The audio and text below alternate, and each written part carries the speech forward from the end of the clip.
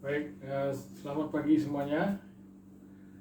Hari ini kita bertemu lagi untuk kuliah pertama ya. Kuliah pertama yaitu tentang kuliah pendidikan Pancasila. Nah, ini pertemuan pertama, maka yang akan saya jelaskan adalah bagaimana perkuliahan Pancasila ini atau pendidikan Pancasila ini berjalan. Nah, apa saja yang akan kita bahas ya?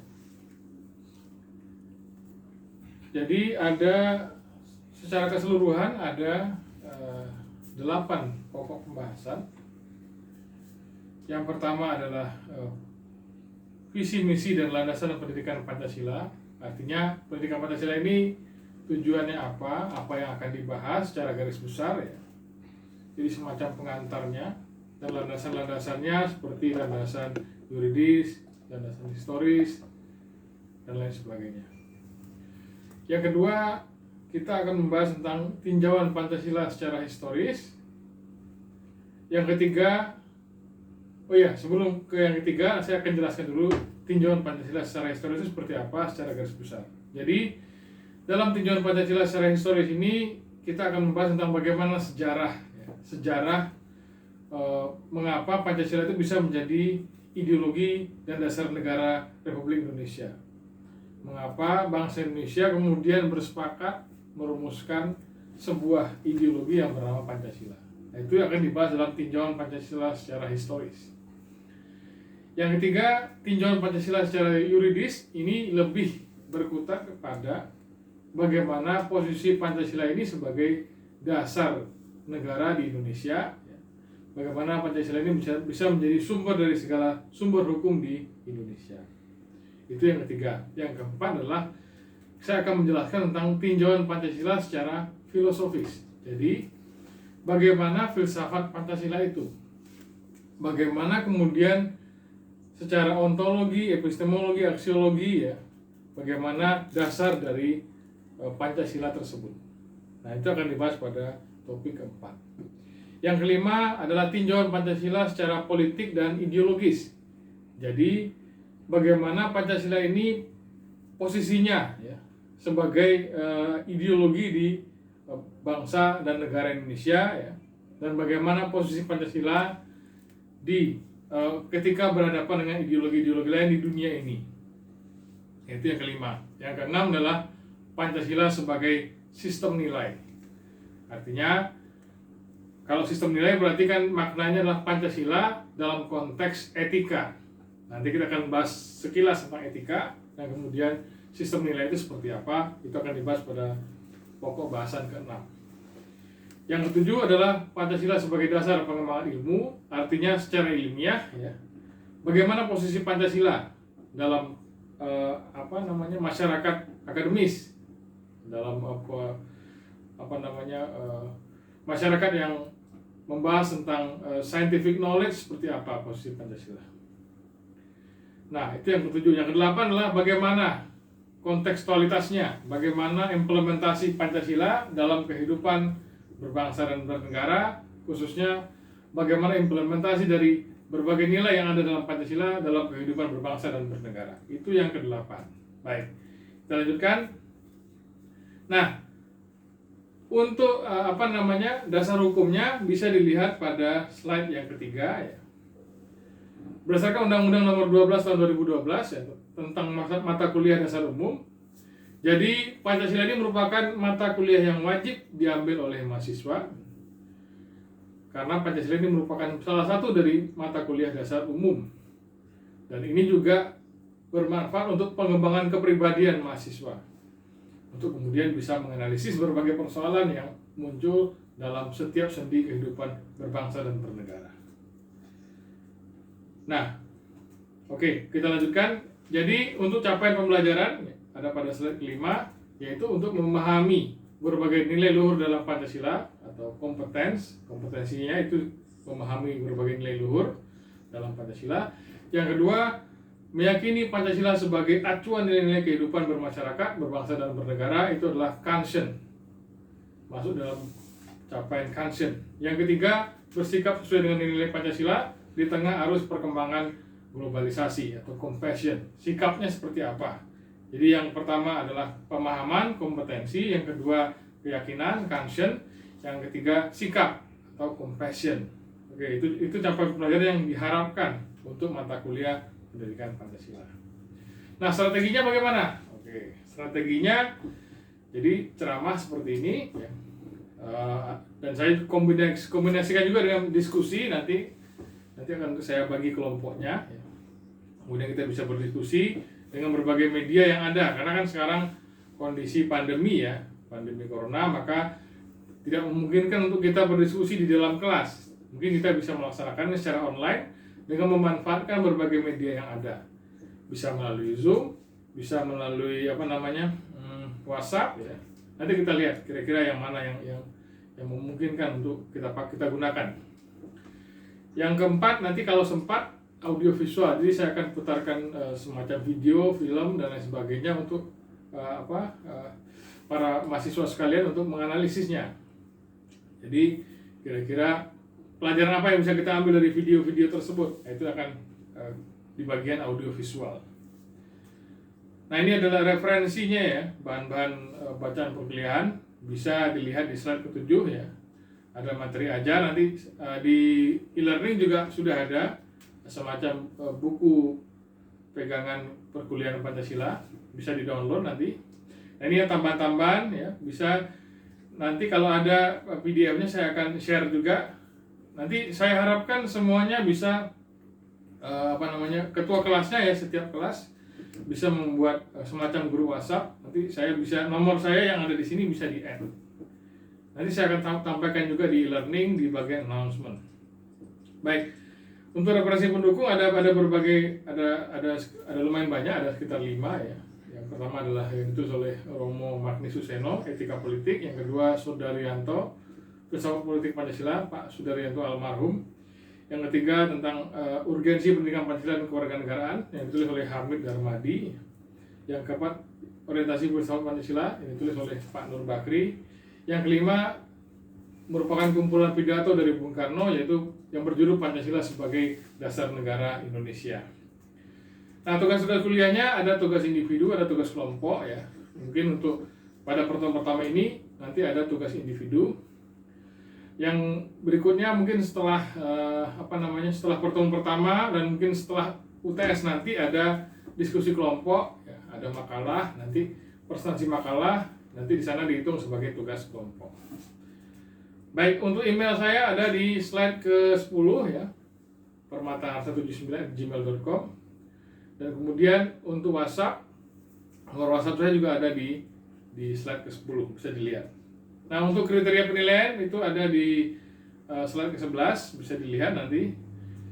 Dan untuk jadwal perkuliahan kita, karena sebelum UTS kita diharapkan untuk telah menyelenggarakan perkuliahan sebanyak 7 kali ya. Maka ini ada tanggal-tanggalnya, bisa dilihat di slide ke-12. Nah, untuk ketentuan selama perkuliahan ya, ini sebenarnya ya, walaupun saya buat ketika kondisi offline dulu, tapi ini masih bisa berlaku untuk kondisi online sekarang. Yang pertama adalah menjunjung tinggi nilai kejujuran. Nah, ini penting. Jadi ketika misalnya kuliah online kan artinya kita menggunakan video conference. Nah, saya harapkan semua mahasiswa menghidupkan videonya ya, supaya jadi tidak hanya menampilkan logo saja, tapi juga wajahnya bisa terlihat. Itu di sana bisa dilihat nilai kejujurannya seperti apa. Yang kedua ya, artinya ketika video conference tetap mengenakan baju yang sopan, tetap menggunakan pakaian berkerah atau mungkin pakaian yang rapi ya. Jadi tidak mengenakan celana pendek atau dan lain sebagainya.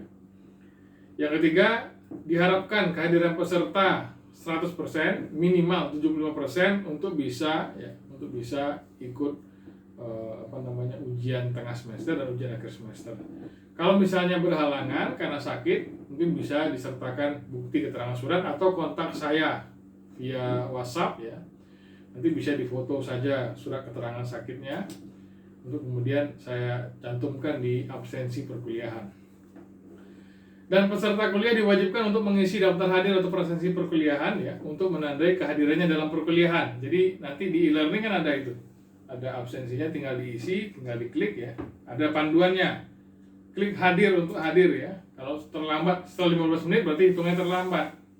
Nanti akan saya cek nanti. Nah, yang kelima, selama perkuliahan berbagai device ya, handphone, gadget dan lain sebagainya tolong dinonaktifkan atau di silent supaya tidak mengganggu suasana perkuliahan. Ya. Yang keenam, menjaga ketertiban, kebersihan dan keamanan, artinya jangan ketika saya tengah menyampaikan materi, ya, jangan asik pula dengan yang lain ya. Artinya ya masing-masing kita saling menghormati. Saya ngomong, maka yang lain mendengarkan, begitu juga sebaliknya. Nah, itulah berbagai ketentuan dalam perkuliahan pendidikan Pancasila. Nanti bisa dibaca di slide 13 dan 14. Baik, kita lanjutkan ya. Nanti untuk pertanyaan bisa di akhir sesi video ini ya. Yang kita lanjutkan ke slide 15 ya. Jadi seperti saya sampaikan tadi, dasar dari mata kuliah Pancasila di perguruan tinggi adalah Undang-Undang Republik Indonesia Nomor 12 Tahun 2012 tentang Pendidikan Tinggi. Nah, di sini Pancasila merupakan mata kuliah wajib ya, dan juga mata kuliah pengembangan kepribadian atau MPK. Nah, kepribadian ini menentukan kesuksesan seseorang ketika menjalani kehidupan sehari-hari. Nah, ketika mereka memahami Pancasila, artinya mereka memiliki kerangka berpikir yang jelas bagaimana menghadapi situasi dalam kehidupan sehari-hari. Nah, itu landasan yuridis. Landasan historis, ya, Pancasila ini merupakan berbagai nilai yang terkandung ya dalam masyarakat Nusantara selama ratusan tahun lamanya ya. Sejak zaman kerajaan Kutai ya, Sriwijaya dan Majapahit ya. Nah, ini kemudian diartikulasikan oleh para pendiri negara kita, yang kemudian didiskusikan dalam sidang BPUPKI, dan kemudian disepakati menjadi dasar negara Indonesia dan disahkan pada sidang PPKI tanggal 18 Agustus tahun 45. Tapi pada tanggal 1 Juni ya, sudah disebutkan nama Pancasila. Dan karena itulah makanya pemerintah menetapkan tanggal 1 Juni sebagai hari lahir Pancasila. Nah, itu landasan historis. Landasan kultural artinya karena bangsa Indonesia ini berbeda dengan bangsa-bangsa lainnya. Jadi budaya bangsa kita ini kan memiliki berbagai nilai yang cukup unik. Jadi ada ketuhanan, kemanusiaan, persatuan, musyawarah, dan kemudian keadilan sosial. Itu kemudian dirumuskan, digali oleh para pendiri negara kita ya, untuk kemudian dijadikan sebagai konsensus bersama dan kemudian menjadi ideologi dari bangsa dan negara Indonesia. Nah, ada lagi landasan yuridis, bisa dilihat pada slide ke-18 lebih lengkapnya seperti apa. Landasan filosofis artinya ini lebih kepada bagaimana ya, Pancasila sebagai sistem filsafat. Karena Pancasila ini kan merupakan kumpulan nilai, ada 5 nilai. Nah, kemudian Pancasila ini diartikulasikan, dirumuskan secara bersama untuk kemudian menjadi sistem filsafat yang mendasari ideologi bangsa dan negara Indonesia. Nah, ini ada nomor 20, bisa dilihat ya, perilaku yang diharapkan setelah mengikuti kuliah Pancasila ini. Nah, kita lanjutkan ke slide 21 ya. Jadi Pancasila ini kan pada dasarnya ya tidak hanya sekedar ideologi ya, tapi juga pembahasannya juga adalah pembahasan yang ilmiah. Jadi bukan hanya sekedar doktrin, tapi juga ada sisi ke saintifiknya atau sisi keilmiahannya. Nah, untuk itu mari kita lihat ya. Ada beberapa syarat-syarat pengetahuan ilmiah. Ya. Ada objeknya, berobjek, ada metodenya, ya. Dan juga ada sistematikanya, ada sifat universalnya, universalitas ya. Nah, bagaimana dengan Pancasila? Kalau apakah ada objeknya? Objek kan ada 2, objek formal dan objek material. Objek formal itu ya sudut pandangnya, bagaimana kita melihat suatu masalah. Dan objek material yaitu apa yang kita lihat itu.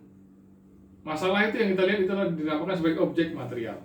Nah, bagaimana dengan Pancasila?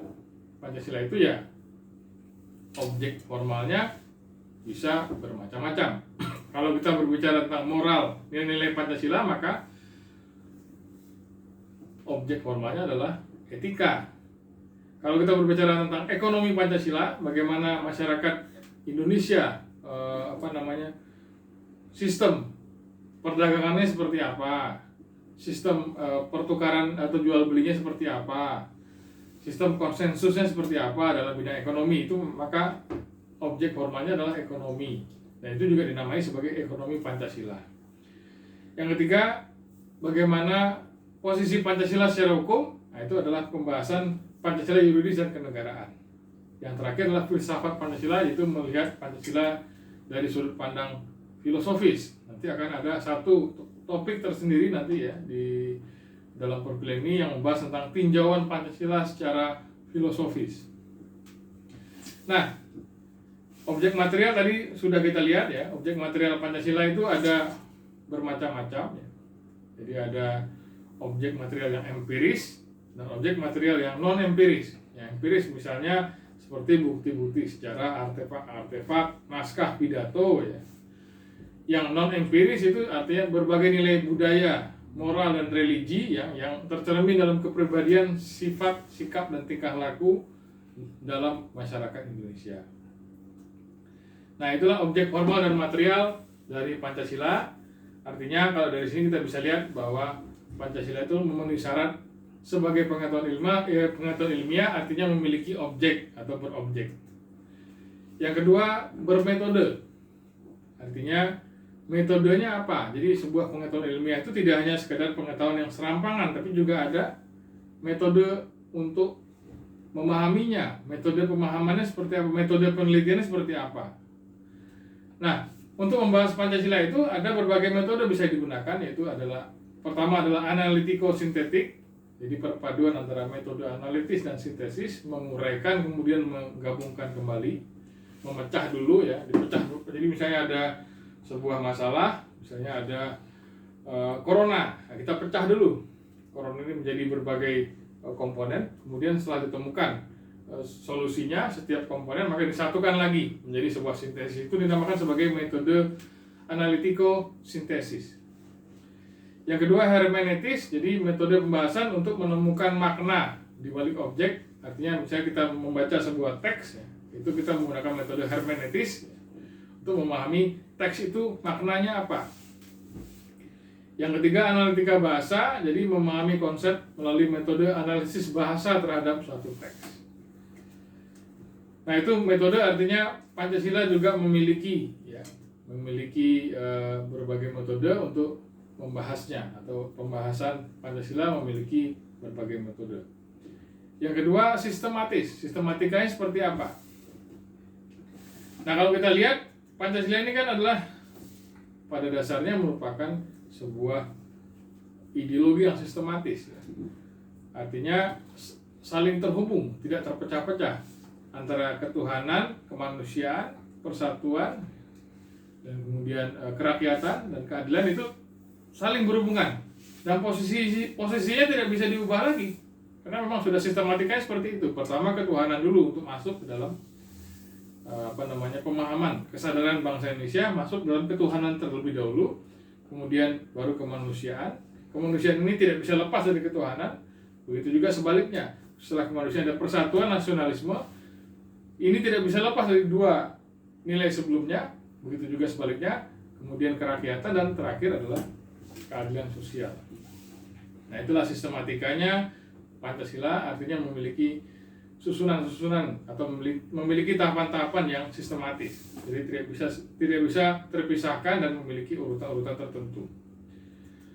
Yang keempat, universalitas. Ya, artinya Pancasila ini seperti apa? Apakah pembahasannya bersifat umum ataukah hanya khusus bangsa Indonesia? kalau kita lihat dari 5 nilai yang ada dalam Pancasila kan ada ketuhanan, kemanusiaan, persatuan, kerakyatan, dan keadilan. Itu pada dasarnya merupakan nilai yang sifatnya universal. Hampir seluruh masyarakat di dunia ini pasti memiliki pemahaman tentang 5 nilai itu. Ketuhanan, ya, pasti semua masyarakat memiliki konsep Tuhan seperti apa. Bahkan masyarakat yang ateis sekalipun, mereka pasti memiliki konsep Tuhan itu seperti apa. Yang mereka tolak itu. Yang kemanusiaan, ya, semua masyarakat pasti memiliki konsep humanity itu seperti apa. Nasionalisme, persatuan, ya. Nah, karena masyarakat itu kalau misalnya tidak ada persatuan, ya tidak bisa menjadi masyarakat, hanya terpecah menjadi individu-individu saja. Dan berikutnya demokrasi, ya, ini merupakan sistem atau nilai yang sudah memang mainstream saat sekarang ini, ya, di mana-mana pasti menggunakan sistem demokrasi yang dasarnya adalah nilai demokrasi, nilai kerakyatan. Yang terakhir keadilan sosial, nah, ini merupakan nilai yang sangat umum sekali, ya. Hampir semua masyarakat pasti memiliki konsep keadilan sosial. Nah, kita lanjutkan ke slide ke-27, ya. Jadi Pancasila ini secara etimologis, ya, berasal dari bahasa Sanskerta, panca dan sila. Panca itu 5, sila itu adalah dasar atau juga peraturan tingkah laku yang baik. Nah, secara historis Pancasila ini pertama kali digunakan dalam ajaran agama Buddha. Jadi kalau di ajaran Buddha itu ada Pancasila juga. Yang pertama, larangan membunuh, tidak boleh mencabut nyawa setiap yang hidup, ya. Yang kedua, larangan mencuri, tidak boleh mengambil barang yang tidak diberikan oleh orang lain. Dan larangan berzina, ya, tidak boleh berkumpul dengan orang yang bukan suami atau istri yang sah. Yang keempat, larangan berdusta, ya, artinya tidak boleh berbohong, jangan berkata palsu. Dan larangan minum minuman keras, artinya tidak boleh membuat kesadarannya hilang dengan minum-minuman yang bisa memabukkan. Nah, Pancasila ini terdapat dalam buku Negara Kertagama. Selain itu juga terdapat dalam buku Sutasoma, ya, karangan Empu Tantular. Arti istilah Pancasila dalam Sutasoma adalah berbatu sendi yang 5 dan pelaksanaan kesusilaan yang 5 yang meliputi tidak boleh melakukan kekerasan, tidak boleh mencuri, tidak boleh berjiwa dengki, tidak boleh berbohong, dan tidak boleh mabuk minum minuman keras. Nah, setelah Majapahit runtuh, ya, Islam kemudian tersebar ke seluruh Nusantara. Dalam masyarakat Jawa masih dikenal 5 larangan yang disebut sebagai Molimo. Ya, ada larangan untuk mateni, larangan maling atau mencuri. Ya. Mateni tadi membunuh, maling mencuri, madon berzina, larangan madat atau menghisap candu, dan larangan main atau berjudi. Itu Molimo, 5 pantangan dalam masyarakat Jawa. Ini dipengaruhi oleh ajaran moral Buddha. Nah, itulah sedikit sekilas sejarah tentang Pancasila, ya. Jadi pada dasarnya berasal dari prinsip-prinsip moral agama Buddha. Nah, kita lanjutkan secara terminologis. Pancasila ini pertama kali digunakan oleh Bung Karno, ya, Bapak Proklamator Kemerdekaan Indonesia, dan merupakan Presiden pertama Republik Indonesia, yaitu Bung Karno. Beliaulah yang kemudian menyampaikan istilah Pancasila dalam sidang BPUPKI pada tanggal 1 Juni 1945 berdasarkan konsultasinya dengan temannya yang merupakan ahli bahasa, ya. Temannya menyarankan untuk menggunakan istilah Pancasila. Nah, Pancasila ini kemudian disahkan menjadi dasar negara Indonesia pada sidang PPKI tanggal 14 Agustus tahun 45, ya. Artinya setelah proklamasi kemerdekaan Indonesia, sehari setelah itu kita sahkan Pancasila sebagai dasar negara Indonesia. Nah, itulah sedikit sejarah tentang Pancasila. Sekilas saja, nanti kita akan bahas lagi lebih lanjut di pertemuan kedua. Berikutnya mungkin ada beberapa hal, ya, yang patut kita lihat, ya, terkait bagaimana relasi Pancasila dengan berbagai problem aktual bangsa Indonesia, ya. Yang terkini, ya, sebenarnya ini saya belum mencantumkan corona karena memang corona ini sangat baru ya, tapi mungkin ada beberapa problem lain yang juga sudah menjadi problem utama dalam masyarakat Indonesia pada era reformasi atau setelah berakhirnya era Orde Baru. Yang pertama adalah problem SARA. Artinya karena memang masyarakat Indonesia ini kan terdiri atas berbagai suku, agama, dan ras, dan karena itu memiliki potensi konflik yang cukup tinggi kalau misalnya tidak bisa diorganisir dengan baik atau kalau misalnya tidak ada konsensus yang kemudian bisa menyatukannya. Jadi potensi konflik ini senantiasa kalau misalnya tidak di-manage dengan baik, maka bisa berdampak negatif terhadap persatuan bangsa Indonesia. Itu masalah SARA. Yang kedua, masalah hak asasi manusia ya. Ini pasca Orde Baru atau pada era reformasi ada banyak sekali catatan dari berbagai organisasi HAM ya, terkait penegakan HAM di Indonesia. Seperti misalnya ada kasus orang hilang ya. Di slide ke-35 bisa lihat ada 3 foto ya. Yang pertama yang paling kiri adalah foto dari Wiji Tukul, yang tengah-tengah adalah Herman Hendrawan, yang kanan itu ya, saya dari posisi posisi yang menghadap kita. Yang kanan kan itu adalah Munir ya. Tapi kalau kita lihat dari sisi kita berarti Munir yang paling kiri ya. Kalau yang tengah Herman Hendrawan, yang paling kanan adalah Wiji Tukul. Ini adalah 3 dari 3 orang yang menjadi korban pelanggaran HAM pada era Orde Baru dan era reformasi. Kalau Wiji Tukul dia hilang sampai sekarang, Herman Hendrawan juga sama, sementara Munir diracun di era reformasi. Nah, pada era reformasi juga ada undang-undang tentang hak asasi manusia, Undang-Undang Nomor 39 tahun 1999 ya, itu yang membahas tentang bagaimana penegakan HAM di Indonesia. Yang berikutnya krisis ekonomi. Krisis ekonomi sampai sekarang ini semakin parah.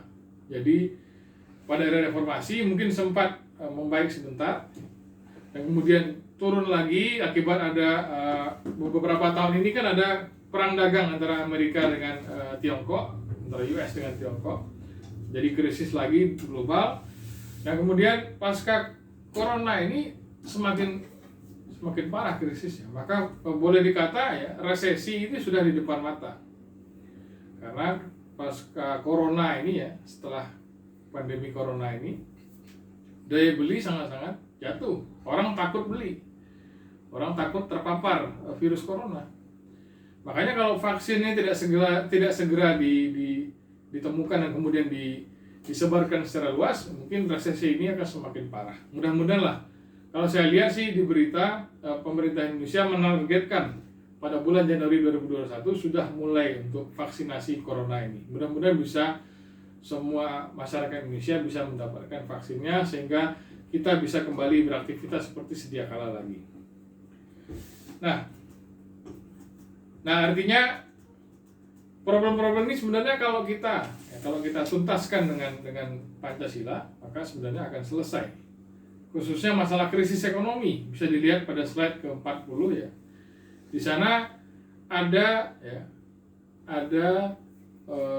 konsep ekonomi Pancasila yang berdasar pada pasal 33 Undang-Undang Dasar tahun 45.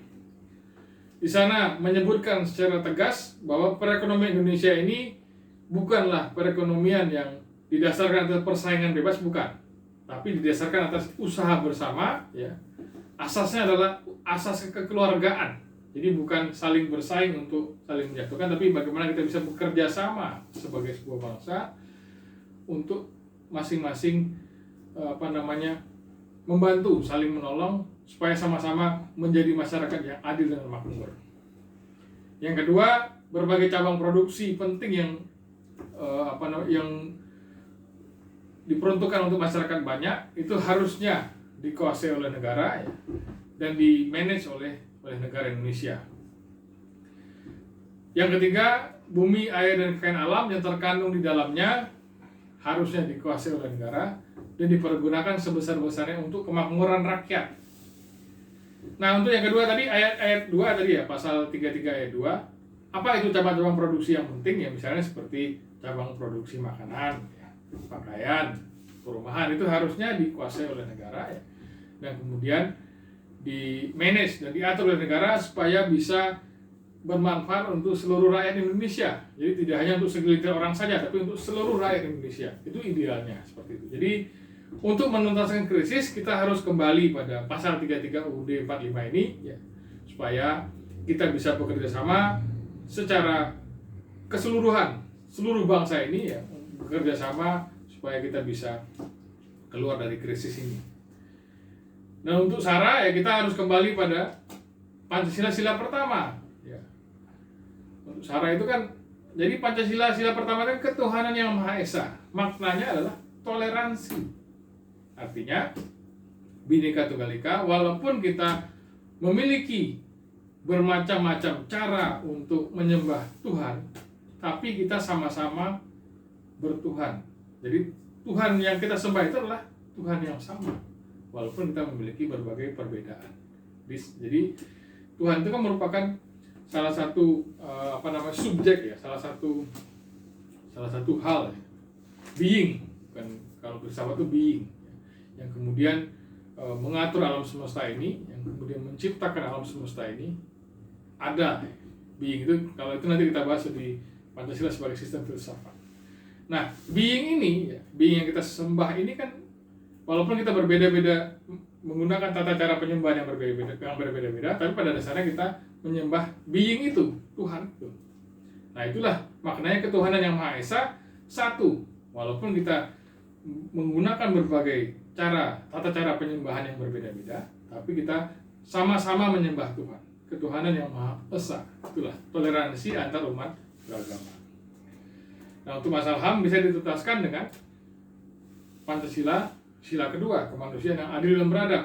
Ada nilai keadilan individu, nah ada nilai keadabannya, ada kemanusiaan yang adil dan beradab. Jadi lebih kompleks lagi daripada sekedar nilai kemanusiaan saja. Nah, untuk masalah demokrasi Pancasila ya, pada era reformasi, kalau misalnya kita sudah demokrasi kita misalnya sudah terlihat tidak terkendali akibat liberalisme, maka kita bisa kembali pada demokrasi Pancasila, yaitu musyawarah untuk mufakat. Artinya bagaimana kita bisa membuat sebuah konsensus bersama ya, bermusyawarah seluruh bangsa ini, bagaimana supaya kita bisa keluar dari konflik, dari krisis, dan bagaimana kita bisa bersama-sama untuk berjuang bersama untuk lepas dari krisis ini. Itulah yang dinamakan sebagai demokrasi Pancasila, yang asasnya adalah musyawarah untuk mufakat. Sila keempat Pancasila. Baik, itulah untuk materi untuk hari ini ya. Nanti setelah ini bisa sesi tanya jawab melalui Zoom live ya. Terima kasih atas perhatiannya, mohon maaf atas segala kekurangan ya. Nanti kita buka sesi tanya jawab. Baik, terima kasih. Selamat pagi.